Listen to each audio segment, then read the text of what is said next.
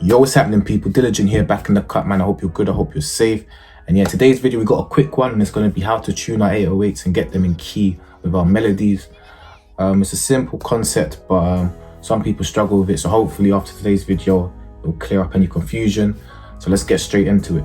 So the first thing we need to do is make sure that our 808s are in key of itself. So what do I mean by that? Basically, imagine your 808's a piano.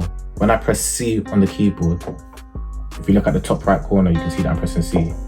You want to make sure an actual C is being played. Okay, so I'm going to drag in the 808 now.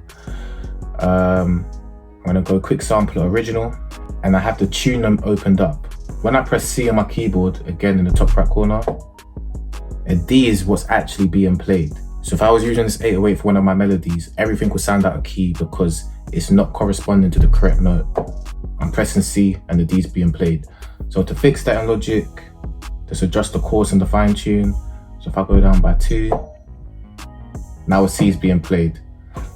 And if the scent is dramatic, you can adjust the fine tune, but for some reason this tuner, it jumps around a bit too much. So yeah, that's decent now. The easiest way to do it in Logic though is if you go to optimized, it will tune it for you. It's found the root key is D. I'll open up the tuner once more, just to show you. And you can see it's already in tune. It just moves everything down an octave, but yeah. Okay, so the next thing is to make sure that the 808 is in key with our actual melody. So in simple terms, making sure that the 808 plays on the root note of each chord. This loop is from my free loop kit that I just dropped. I'm just gonna play it for you.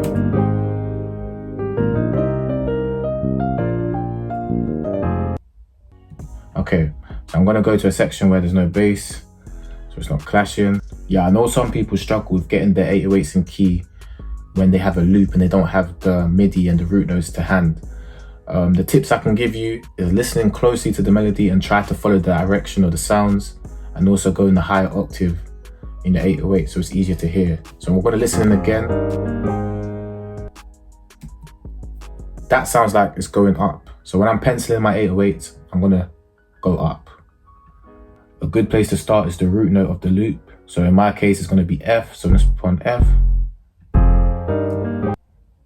So that sounds good, but just to double check, we can go in a higher octave.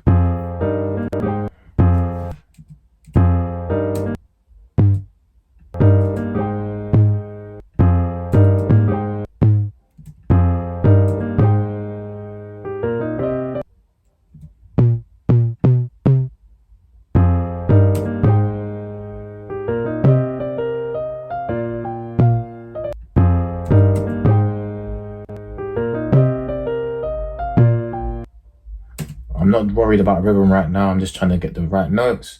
So let's go down the octave.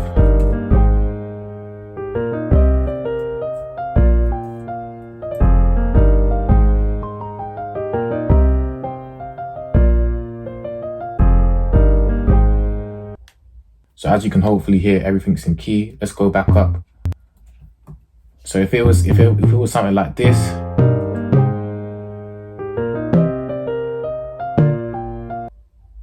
you can hopefully tell that isn't as cohesive as it was before.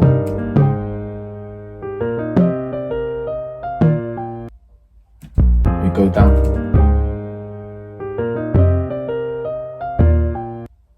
That doesn't sound good at all. So just listening closely, listen to the direction of the actual loop. Like I said before, this was going up.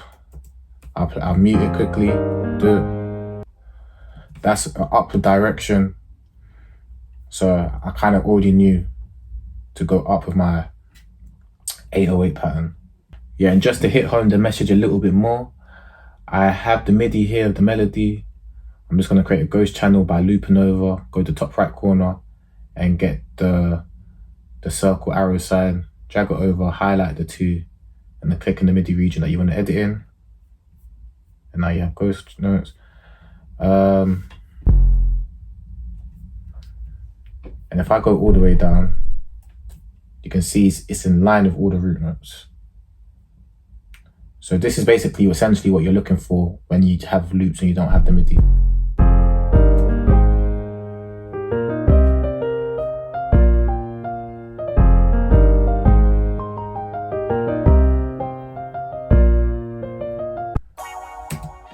But yeah, man, I hope that helped. Let me know if you got any questions down below and I'll be happy to help. But yeah, if you're new and you haven't subscribed, hit the red button, turn it grey. But yeah, man, catch you on that song. God bless.